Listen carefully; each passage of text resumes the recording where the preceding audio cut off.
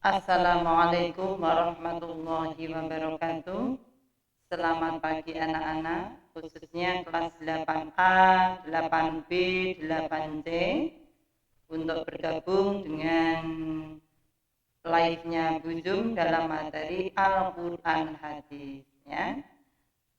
Untuk pagi hari ini kita akan melanjutkan materi bab 2 ya tentang infak di jalan Allah Subhanahu wa taala. Akan tetapi sebelum pelajaran kita mulai, marilah kita membaca basmalah bersama-sama ya dengan harapan semoga apa yang kita pelajari hari ini akan mendapatkan kemanfaatan dan keberkahan. Mulai Bismillahirrahmanirrahim. Anak-anak, ya tolong dipersiapkan LKS-nya ya. Karena LKS itu sebagai bahan ya, bahan pendamping kalian untuk mempelajari materi pada pelajaran Al-Quran Hadis ya. Untuk minggu yang lalu ya, bab 2 itu tentang infak di jalan Allah ya, infak di jalan Allah Subhanahu wa taala. Yang kemarin sudah Bu Yu menerangkan tentang pengertian infak, kemudian macam-macam infak. Ya, pengertian dan macam-macamnya sudah Bu Yu sampaikan pada minggu yang lalu. Dan untuk yang sekarang kita akan membahas ya tentang dalil yang berkaitan dengan infak di jalan Allah. Nanti yang pertama yaitu Quran surah Al-Fajr ayat 15 sampai 18. Kemudian nanti yang kedua yaitu Quran surah Al-Baqarah ayat 254 dan 261 ya. Karena agar materi itu lebih kuat ya, lebih meyakinkan itu manakala ada penjelasan yang didasari dari Al-Quran ya. Jadi untuk dalil yang pertama yaitu tadi Quran surah Al-Fajr ayat 15 sampai 18 ya. Untuk Al-Fajr ya, Al-Fajr itu jumlah ya. Jumlah ayat keseluruhan itu ada 30 ayat. Akan tetapi untuk kali ini yang sebagai dasar infak itu mulai ayat 15 sampai 18. Tolong sekali lagi karena surah pendek ini sudah kalian hafalkan, yang khususnya dari madrasah Ibtidaiyah karena ini kelas 8 ya, dari MI sudah, kemudian MTS. Mestinya kalian sudah karena sudah pernah menghafalkan, andaikan lupa terus sering membaca lagi, insya Allah akan hafal lagi ya. Jadi Quran surah Al-Fajr atau surah Al-Fajr itu terdiri dari 30 ayat ya. 30 ayat. Nah, untuk yang ayat yang pertama mestinya kalian sudah masih ingat ya. Jadi dimulai dari kata wal fajri ya. Bismillahirrahmanirrahim. Wal fajri walayalin ashar wasyaf'i wal wajar wal laili idza yasar hal fi dzalika qasamul lidhi hijab ya. Ila akhiri sampai dengan yang ayat 15 ini yang berbunyi ya. Fa'ammal insanu idza mabtalahu rabbuhu fa'akramahu wa na'amahu fayaqulu rabbi akraman wa amma idza mabtalahu faqadara alaihi rizqahu fayaqulu rabbi ahanan kalla bal la tukrimuna al-yatim wala tahadduna ala du'amil miskin. Itu sampai dengan ayat 18. Tolong sekali lagi, nanti setelah Bu Yu menyampaikan materi ini, ya saya mohon ya kalian di rumah menghafalkan, nanti hafal ayatnya, hafal terjemahannya ya. Karena sebentar lagi kalian akan menghadapi yang namanya PTS ya. Meskipun kondisi pandemi ya di saat seperti ini, tapi yang namanya PTS tetap akan diadakan ya. Oleh sebab itu, karena materinya itu ada 2 bab, bab 1 dan bab 2, maka kalian mulai dari sekarang untuk belajar ya, belajar dari bab 1. Karena ingat, materi Quran hadis itu tidak lepas yang namanya ayat-ayat Al-Quran ya.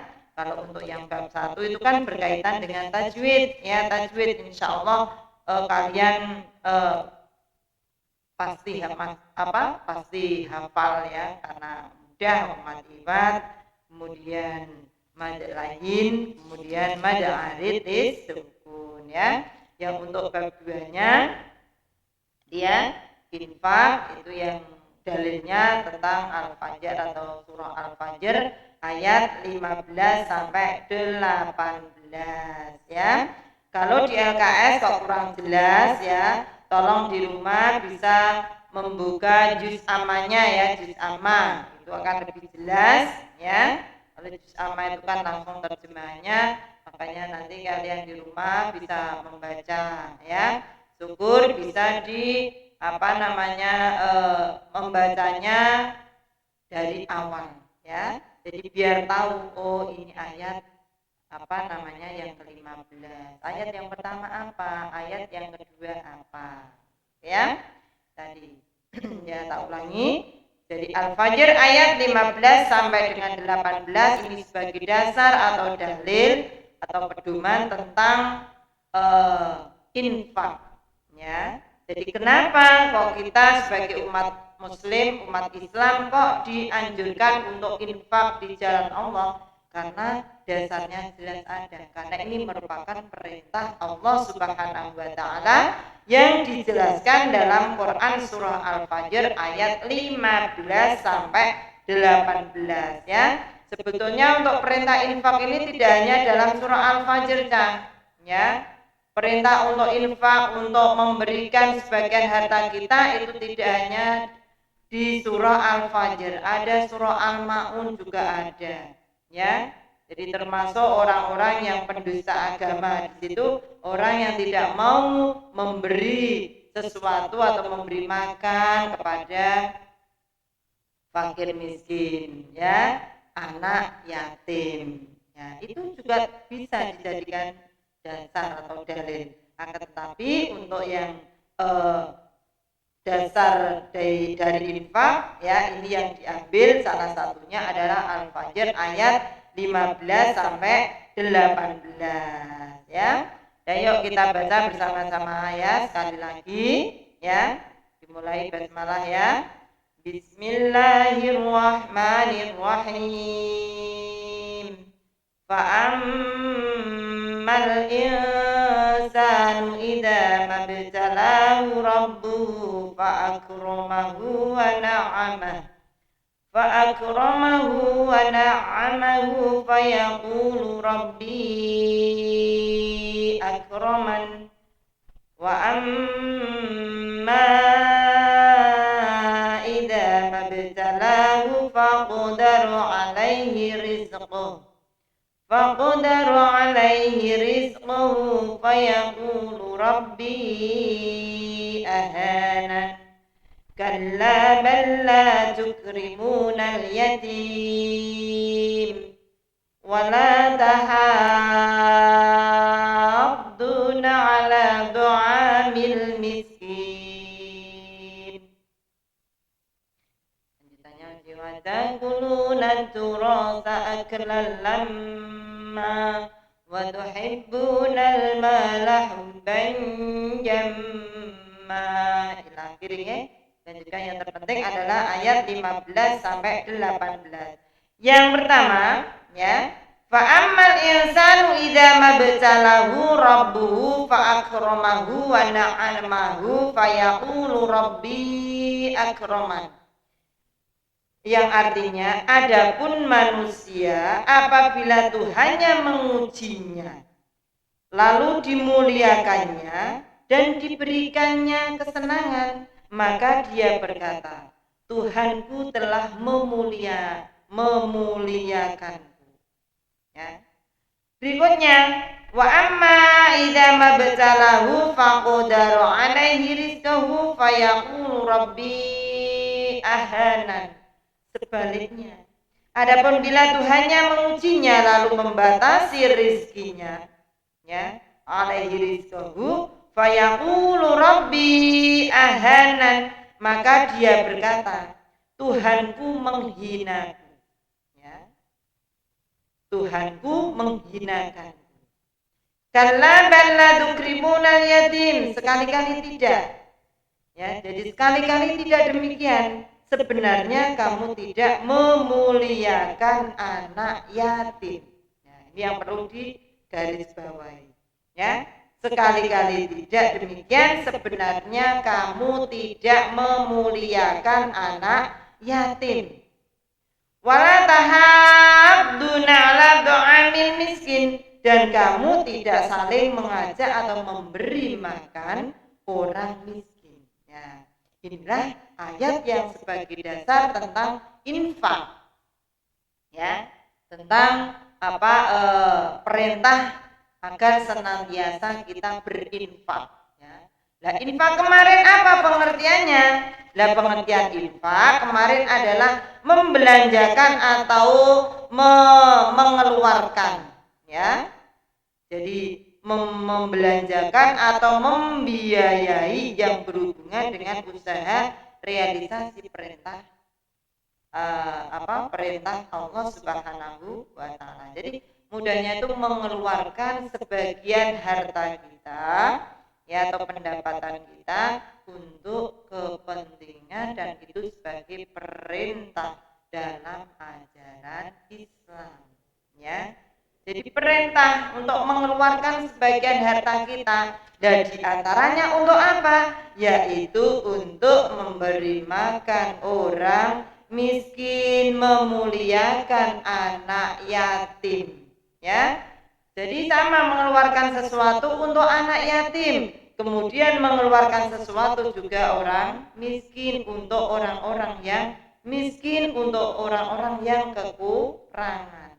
Ya, karena pada dasarnya rizki semuanya itu Allah yang memberikan. Ya, nah, kemarin sudah saya terangkan, jadi rizki, ya, pemberian Allah, ya, itu sudah Allah yang memberi, ya. Mau diberi berapapun itu terserah Allah, haknya Allah. Manusia tinggal menerima, dan kewajiban manusia adalah hanya berusaha, usaha lahir, usaha batin. Usaha lahir dengan cara bekerja, ya, bekerja apapun yang penting halal. Kemudian usaha adalah yaitu usaha secara batin, yaitu dengan cara tawakal, berdoa kepada Allah Subhanahu wa Ta'ala. Ya, karena kita tahu kesenangan, kesedihan, ya. Jadi kesenangan, kesedihan ini semuanya merupakan ujian dari Allah. Jadi Allah menciptakan di dunia ini itu selalu berpasang-pasangan, ya. Mesti ono gandengane cah. Engko nek ono nom ya ono tuwa, ya. Ada senang, ada susah. Jadi ono seneng ya ono susah. Tidak mungkin menungso iku diwai seneng terus, itu tidak. Diberi susah terus juga tidak, ya. Karena kadang orang itu katanya pepatah ada yang mengatakan roda itu selalu berputar. Roda itu kan bulat, selalu berputar, kadang di atas, kadang di bawah. Itu yang harus kita yakini, jelas itu, ya.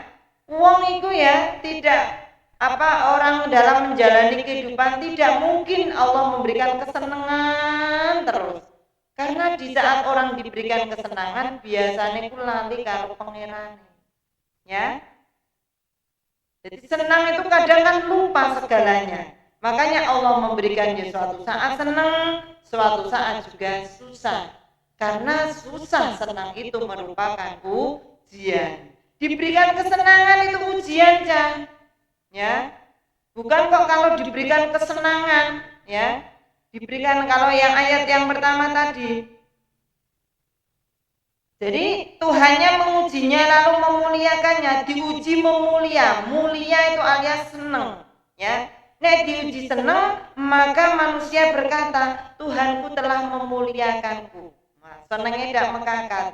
Ya Allah, ya, alhamdulillah, berarti Tuhan sayang kepada saya, ya. Tapi sebaliknya, wa amma idza mabtalahu faqadara alaihi rizqahu fayaqulu rabbi ahanan. Ketika ia diuji susah, ya, mengujinya lalu membatasi rizkine, delalai sing dagang rodok seret, sing tani delalai panene dipangan merem terus, nandur kacang orang ngundo kacang yang ngundo tapi hanya sedikit, ya. Kemudian kondisi keluarga ada yang jatuh sakit, ya. Sama sakit itu juga ujian, ya. Sehat ya ujian, sakit juga ujian. Kalau dibatasi rizkinya, maka dia berkata, Tuhanku telah menghinakanku. Nah, inilah yang tidak pas, ya. Dikala dia diberi kelapangan rizki, dia memuliakan Allah. Tapi di saat dia dibatasi rizkinya, dikurangi rizkinya dalam hal apapun, dia berkata, Tuhanku tidak sayang kepadaku, Tuhanku telah memutuskanku, Tuhanku telah menghinakanku. Padahal itu tidak, ya. Padahal tidak, Allah itu sayang kepada hambanya. Susah senang ini merupakan ujian dari Allah yang harus kita terima. Makanya di saat kita diberikan kesenangan, jangan lupa diri. Biasanya nek dikai seneng lali karo pangerane, nek lagek eling, ya. Kalau lagek itu eleng, Cah. Nah, misalkan wong tani ya menanam padi, kemudian padinya panen dengan berlimpah ruah untuk hasil yang bertonton. Di saat itu dia alhamdulillah ya Allah, ya panenku banyak, mendapatkan hasil yang banyak. Tapi setelah itu bagaimana? Ya. Jadi itu diuji, basa wis diwehi panen sing akeh. Ingatkah dia dengan harta atau ingatkah dengan hasil itu? Ya, untuk dibagi-bagikan kepada yang berhak. Itu maksudnya seperti itu, nah. Jadi diuji.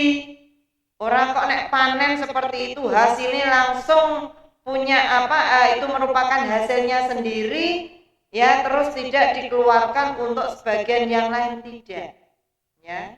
Makanya ini merupakan ujian. Kalau diuji diberikan penghasilan yang banyak sekali, terus kemudian sebagian itu diberikan pada yang berhak, utamanya adalah fakir, miskin, anak, yatim, piatu. Dek yatim, dek piatu, dek bahkan yatim, piatu. Kalau sudah seperti itu, itulah ujian dikatakan ujian dari Allah, lulus, ya, karena dia tidak merasa senang dengan hartanya terus dimiliki sendiri, tidak.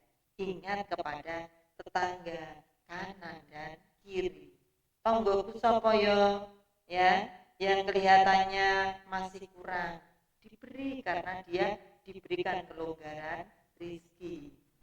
Adakah anak yatim? Karena anak yatim, makanya kenapa prioritas kok anak yatim? Karena ujian yang paling berat itu adalah ditinggal salah satu dari kedua orang tua. Bahkan ada yang diuji juga ditinggal oleh kedua orang tua. Ini yang perlu dikasih. Ya. Jadi orang tua yang senantiasa mengasihi, ya, di saat dia butuh kasih sayang, orang tuanya sudah tidak ada. Ya, itu yang anak yatim. Kemudian memberikan makan orang miskin, ya, sama tadi ya. Tadi yang diuji kelapangan rezeki. Harus ingat, sebagian itu untuk yang lain. Kalau sudah ditasarrufkan, ya, sesuai dengan perintah Allah, lah itu namanya ujiannya lulus. Tapi sebaliknya, ya, dia diberikan kelapangan rezeki dalam hal apapun, ya, diberikan kemudahan dalam hal apapun, ya, kok terus dia tidak ingat dengan hal yang seperti itu, ya, dia kira hartanya itu ya memang hasil jerih payahnya dia, padahal itu salah, ya. Jadi itu hanya sebagai perantara saja, semuanya itu dari Allah yang perlu diingatkan, ya. Yang kita miliki itu milik Allah, hanya sebuah titipan saja, ya. Makanya harus ingat itu semuanya. Harus kita rela mengeluarkan sebagian harta kita untuk orang-orang yang seperti yang tertera dalam Quran surah Al-Fajr ayat berapa ini? Ayat 17, ayat 18. Kalla balla tukrimunal yatim wala tahadduna ala du'amil miskin. Memberi makan fakir, miskin, kemudian memuliakan anak yatim. Memuliakan anak yatim caranya bermacam-macam, ya. Memuliakan anak yatim itu caranya macam-macam. Tidak hanya dikasih uang saja, yang punya uang, yang kelebihan rezeki dengan memberikan sebagian tadi ya, hartanya dengan lewat uang tadi. Akan tetapi tak kalah pentingnya, andaikan dia tidak bisa lewat uang tadi, maka berikanlah dengan penuh kasih sayang, ya, itu sama.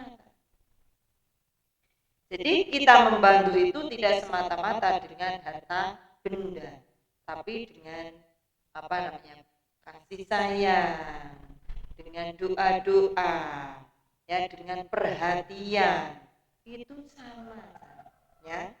Tadi itu kalau yang diberi kelapangan rezeki, ya. Jadi jangan kalau kita diberi kelapangan rezeki maka kita memuliakan Allah, ya, kita langsung memuji Allah hanya sesaat saja, padahal semuanya itu merupakan ujian. Sebaliknya, ya, kalau yang diberikan keterbatasan rezeki, ya, keterbatasan rezeki, kita jangan langsung mencemooh, kita jangan langsung menyalahkan Allah Subhanahu wa taala, ya. Jadi kalau tadi ya diberikan kelonggaran rezeki, kita menyanjung Allah, tapi sebaliknya kalau diberikan keterbatasan rezeki, maka kita langsung menyalahkan Allah Subhanahu wa taala. Itu tidak benar. Karena kesenangan, ya, kelonggaran rezeki, kemudian keterbatasan rezeki itu merupakan ujian dari Allah Subhanahu wa taala. Kalau kita diuji, kemudian kita bisa memposisikan diri kita selalu ingat kepada Allah Subhanahu wa taala, itulah namanya ujian lulus. Tapi sebaliknya, ya, nek jiwe iris yake, nek wis berseneng terus lali sekabiyane. Kalau yang diberikan kekurangan rezeki, ya langsung menyalahkan Allah, ya. Jadi banyak sekali, misalkan ya tadi ya, ini kita contohkan saja, kita contohkan kalau wong tani, wong tani nandur, bisa nandur pari, bisa nandur kacang, bisa nandur jagung, nandur apapun. Kemudian kok hasil tanduran itu ya, tanamannya itu kok tidak menghasilkan yang sesuai yang diharapkan. Jangan langsung menyalahkan Gusti ini iki nggo kepiye. Nah, ya. Ya Allah Gusti, mau iki waya udani tanduraku kok ya ora ditanduri, ora diturunkan hujan. Ini iki piye Gusti? Nah, ini seolah-olah menyalahkan Allah. Itu yang tidak diperbolehkan. Karena itu merupakan ujian, diuji piye kira-kira tak uji nandur punya tanaman di sawah, kemudian di saat istilahnya itu waktunya waktunya diturunkan hujan ya, misalkan ben kembang ya, tadi ben kembang atau bagaimana ya, itu kok tidak diturunkan hujan ya, kita introspeksi diri kita, melihat diri kita sendiri. Ya Allah, kenapa ya Allah kok kok belum ada hujan, apa kesalahan saya? Nah, itu yang bagus ya. Jadi introspeksi diri kita sendiri ya. Jadi sekali lagi, kesenangan, kesempitan ya, kesenangan, kesempitan ini semuanya merupakan ujian dari Allah Subhanahu wa Ta'ala. Sehat, sakit, ini juga merupakan ujian dari Allah. Di saat sehat ya, kita diberikan kesehatan oleh Allah. Apakah waktu-waktu sehat ini kita bisa memanfaatkan kesehatan kita di jalan atau sesuai apa yang diperintahkan oleh Allah? Ya. Kemudian di saat kita diuji sakit, ya, apakah kesakitan ini justru kita akan jauh dengan Allah kah, ataupun kita akan dekat dengan Allah? Ya. Ini merupakan ujian. Kalau diberikan kesakitan, kita tambah dekat dengan Allah, tambah ingat kepada Allah, berarti itu bisa dikatakan ujian itu, ya. Tapi di saat kita diberikan kesakitan, justru malah kita jauh dengan Allah, ya. Kita jauh dengan Allah, peloro kalau orang sembahyang, ya, tidak mau sholat dan sebagainya, ya, tidak mau ingat, orang zikir, tidak apapun, justru malah memaki-maki Allah. Nah, itu namanya ujiannya tidak lulus, ya, gagal itu. Ibaratnya ujian orang lulus untuk biji piro, ya untuk biji ndok, ya, untuk biji siji, untuk biji loro, untuk biji telu. Jadi nilainya itu tidak nilai sesuai yang diharapkan. Jadi nilainya adalah nilai yang jelek, ya. Jadi sekali-kali janganlah ya kita seperti itu. Oke. Kemudian kata fa'akramahu wa na'amahu, ya. Jadi Allah Subhanahu wa Ta'ala memuliakan dengan harta dan keluasan rezeki, dan dia menyangka itu cuma merupakan kemuliaan sehingga sangat gembira atas apa yang telah didapatkan. Nah, tadi ya, hendak diuji seperti itu, janganlah kita bangga, ya, bangga dengan lupa kepada Allah. Kadang orang kan lupa, nah wes juga tadi ya, harapannya terpenuhi, ya, harapannya sukses, misalkan sukses, ya, sukses dalam apapun. Padahal yang namanya kesuksesan seseorang itu tidak mungkin diperolehnya dengan hasil keringatnya sendiri, itu tidak mungkin. Pasti dengan kekuatan Allah. Pasti itu yang memberikan hanyalah semata-mata Allah Subhanahu wa Ta'ala. Ini yang perlu diingat.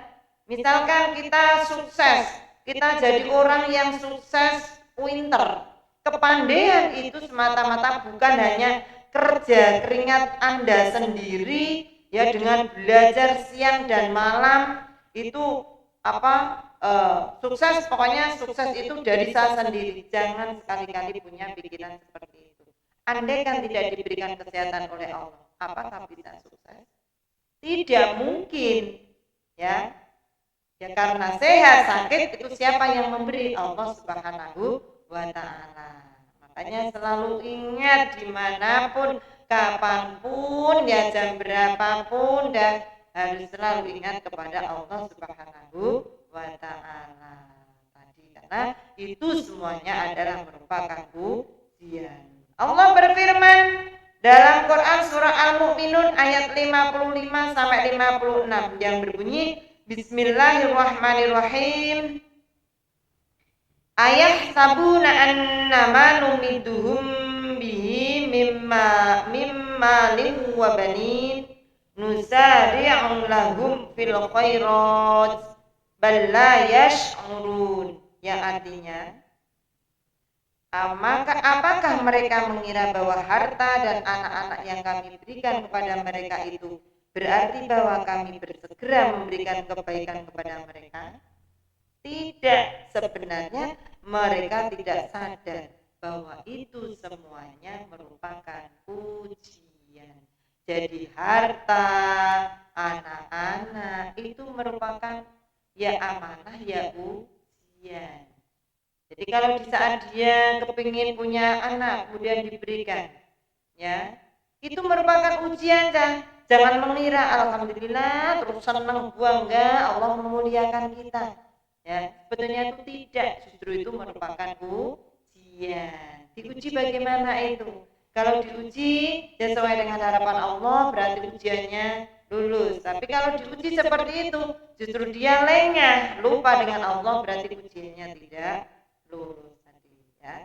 Jadi ingat sekali lagi, kalau kita diberikan harta, kelonggaran, penghasilan, ya, apapun hasil apapun ya yang itu Allah berikan, maka kita sekali lagi jangan terlena dengan itu, maka infakkan, ya, infakkan untuk orang lain, infak di jalan Allah tadi. Ya, karena ada pemberian yang tidak di jalan Allah, itu juga ada. Kamu memberikan uang kepada seseorang, terus kemudian untuk kita kasih uang sana untuk membeli minuman yang memabukkan. Nah, apakah itu di jalan Allah? Tidak. Makanya infak itu tuntutannya, anjurannya adalah infak di jalan Allah, yang memang betul yang diperintahkan oleh Allah Subhanahu wa Ta'ala. Karena banyak sekali, ya, banyak sekali kita memberi tapi salah memberi. Nah, kalau kita sering menyaksikan, ono dangdut, ya, ono dangdut, ya, dangdutan dimanapun itu. Ya, Nek Buyum lihatnya ya, lihatnya dangdut itu ya di di televisi, ya. Nah, seringkali yang namanya dangdutan itu kan tidak lepas ono saweran itu, saweran. Ya. Uang dibagikan dengan jenane penyanyi Palapa atau prosetan atau apa itu, ya. Ya, itu ya, palapa. Ya, kalau kita menyaksikan di tayangan itu kan banyak sekali uang dibagi-bagikan, ya, ibaratkan duit wis ora kanggo, ya, dibagikan, sementara yang nyanyi pakaiannya di atas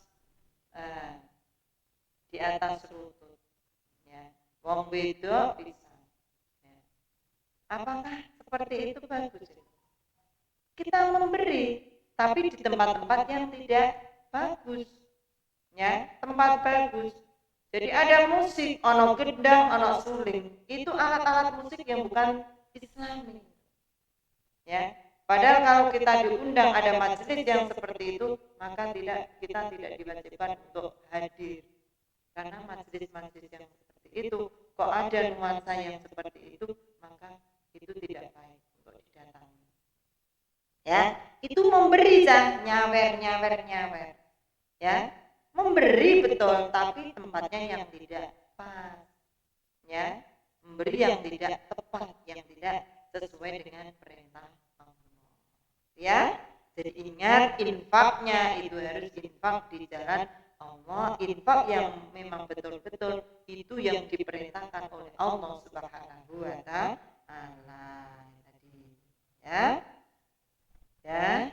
Saya kira untuk itu ya. Terus kemudian dalam ayat 17. Nah, dalam ayat 17 tadi yang berbunyi kalla balla tukrimunal yatim. Ya. Di situ Allah berfirman dengan lafaz kalla. Kalla sekali-kali tidak. Artinya tidak seperti yang didengarnya baik dalam keadaan suka maupun duka tadi. Jadi yang terpenting apabila kita diberi kekayaan hendaknya kita bersyukur kepada Allah ya dengan ucapan alhamdulillah yang pertama kali, kemudian berikutnya realisasi dari syukur. Lah realisasi dari syukur itu apa? Infakkan hartamu atau infakkan sebagian hartamu di jalan Allah. Dengan cara bagaimana? Berilah makan fakir miskin. Berilah ya sesuatu untuk anak yatim piatu. Ya, yang maksudnya seperti itu. Ya. Kemudian kalau kita diberikan ujian apa kemiskinan, maka kita senantiasa harus bersabar. Ya. Jadi nek diuji miskin, sabar. Ikhlas menerima kondisi yang seperti itu. Karena kita ingat itu semuanya adalah merupakan ujian ya. Ujian dari Allah yang senantiasa kita tetap menjalankan ya. Kita menjalankan perintah Allah, kita taat ya kepada Allah Subhanahu wa taala. Ya. Dan ini.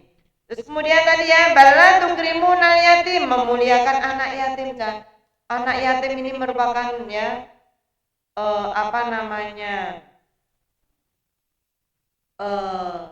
sesuatu jadi anak yatim ini merupakan tadi ya saya cerita ujian yang berat ya.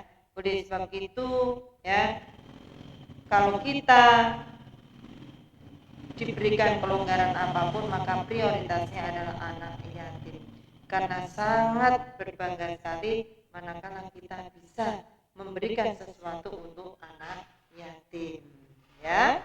Jadi karena anak-anak yatim bahkan Nabi Muhammad Sallallahu Alaihi Wasallam ya ini bersabda dalam hadis yang dari Abu Hurairah ya itu tadi ya Nabi Muhammad SAW bersabda karena Rasulullah juga memuliakan sekali dengan keberadaan anak yatim sampai Nabi Muhammad bersabda khairu baitin fil muslimina baitun fihi yatimu yuksanu ilaihi wa syarru baitin fil muslimina baitun fihi yatimun yusa'u ilaihi thumma qala bi asba'ihi atau bi asba'ihi ana wa kafilul yatimi fil jannati hakadha ya.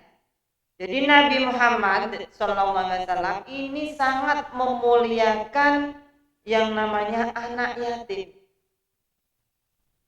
Ya, yang namanya anak yatim. Ya. Sampai Rasulullah bersabda, khairu baitin fil muslimina, sebaik-baik rumah di kalangan kaum muslim adalah baitun fihi yatimun yuksanu ilaihi, rumah yang di dalamnya terdapat anak yatim yang diperlakukan dengan baik. Ya, itu kriteria rumah wong muslim sing apik. Ya. Kemudian sebaliknya, wasyarru baitin fil muslimina, ya. Seburuk-buruk rumah di kalangan kaum muslim adalah baitun fihi yatimun yusa'u ilaihi, rumah yang di dalamnya terdapat anak yatim yang diperlakukan dengan buruk, yang tidak mendapatkan kasih sayang, ya. Tidak diperhatikan segalanya. Ya. Kemudian Nabi Muhammad Sallallahu Alaihi Wasallam berisyarat, ana wa kafilul yatimi fil jannati, ana ya summa qala bi asba'ihi, ana wa kafilul yatimi fil jannati hakada. saya maksudnya Rasulullah, ya. Dengan kedua jari tangannya, yaitu jari telunjuk dan jari tengah.